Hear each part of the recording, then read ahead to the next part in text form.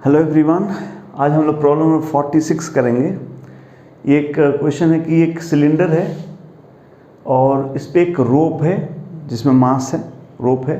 The cylinder is being pulled slowly with the help of a long rope as shown. The pulling force is so adjusted that force F is so adjusted that the length BC, this arc जितना ये cylinder पे लगा हुआ है वो BC of the rope touching the cylinder always subtends this angle sin theta equal 0.8, and the length CD, this curved part CD is always half this part on the ground. ये DE से हमेशा ये half रहता है। कहता find the coefficient of friction between this floor and the rope। ये question है, आप ट्राई कीजिए, फिर मैं आपके लिए सॉल्यूशन लिखता हूँ।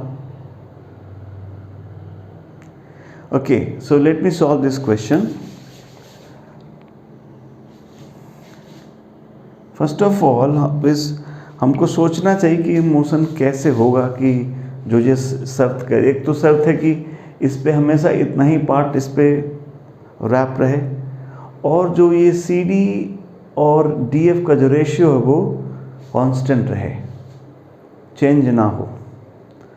तो एक सिंपल तरीका ये समझ में आता है कि कुछ ऐसा हो कि ये सब कुछ जैसा है एज इट इज़ वैसे ही आगे बढ़े, कोई चेंज ही ना हो, जैसा है पूरी सब कुछ ट्रांसलेशनली ऐसे आगे बढ़े, है ना। ये पॉसिबल है।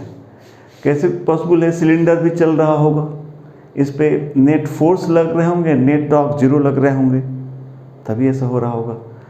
बट अगर हम उलझे क्वेश्चन में तो बहुत लंबा हो जाएगा। बात यह है कि इनका दोनों का रेशियो दिया है और कोफिशिएंट ऑफ फ्रिक्शन यहाँ का पूछा है, तो कहीं और उलझते हैं हम लोग तो क्वेश्चन को हमें मतलब बड़ा कर देंगे। हम लोग को पहले इधर कंसंट्रेट करना चाहिए। अगर नहीं सॉल्व हो पाया तो आगे सोचेंगे, है कि नहीं। तो पहले इस पर सोचा जाए। तो पहले हम ये दोनों पार्ट को बनाते हैं, जो ये CD जो पार्ट है अपना, और जो ये जो ग्राउंड पे पार्ट है, ये CD पार्ट बनाया मैंने, और यहाँ से DF पार्ट बनाया इसका।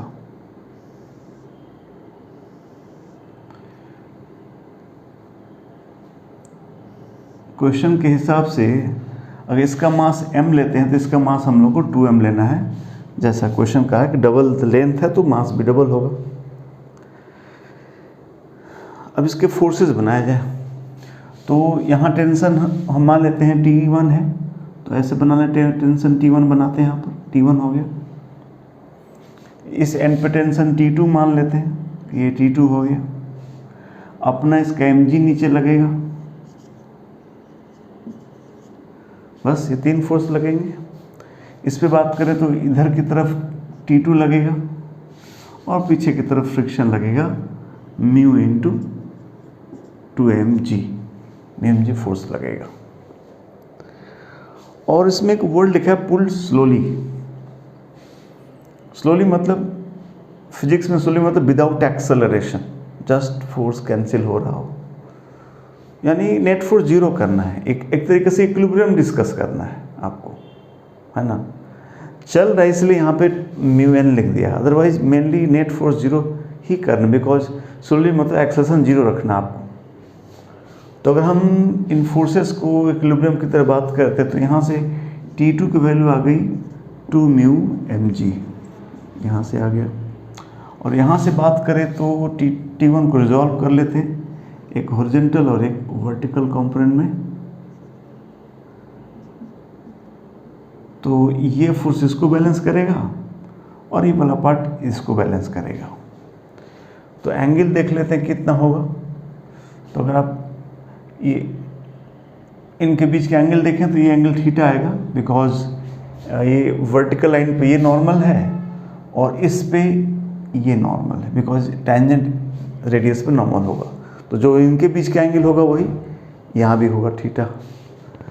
सो ये इधर वैल्यू आ गया आपका T1 cos थीटा, इधर हो गया T1 sin थीटा। सो इक्विलिब्रियम के लिए क्या होना चाहिए? T2 इक्वल क्या होना चाहिए? T1 cos थीटा होना चाहिए, और जो T1 sin थीटा है, T1 sin theta that should balance क्या, mg।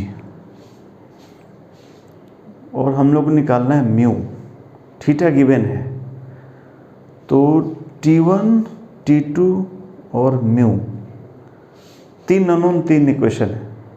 तो आगे इधर कुछ बहस में फंसने की ज़रूरत क्या है, यहीं से अपना म्यू आ जाएगा, तो फिर छोड़िए उधर, सीधा सॉल्व कीजिए। सो यहाँ से T2 की वैल्यू निकाल के पुट कर देते हैं इसमें हम लोग। तो अगर हम यहाँ से इन दोनों को डिवाइड कर दें तो यहाँ से T2 अपान mg की वैल्यू आ जाएगी cot थीटा।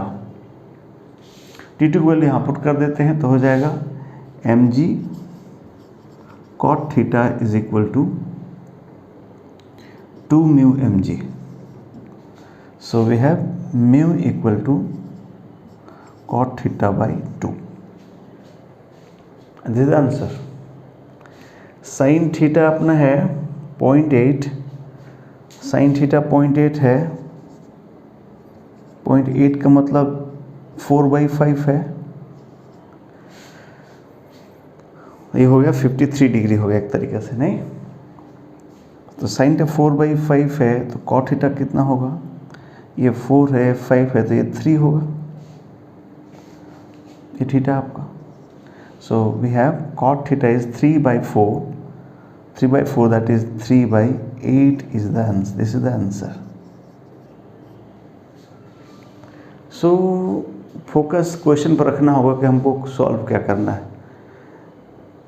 कुछ बहुत स्लोली एक वर्ड दिया है तो मोशन करने कोई मतलब नहीं है, एक्सेशन है नहीं, तो आपको हम फोकस रखें कहाँ पे डाटा कहाँ कर रहा है। अगर यहाँ उलझता फिर सोचते क्वेश्चन, है ना, अपने से उलझा लेने से कोई फ़ायदा नहीं। ठीक है, चलिए क्वेश्चन हम किया आपको, नेक्स्ट क्वेश्चन हम किसी और टॉपिक से करते हैं। Thank you.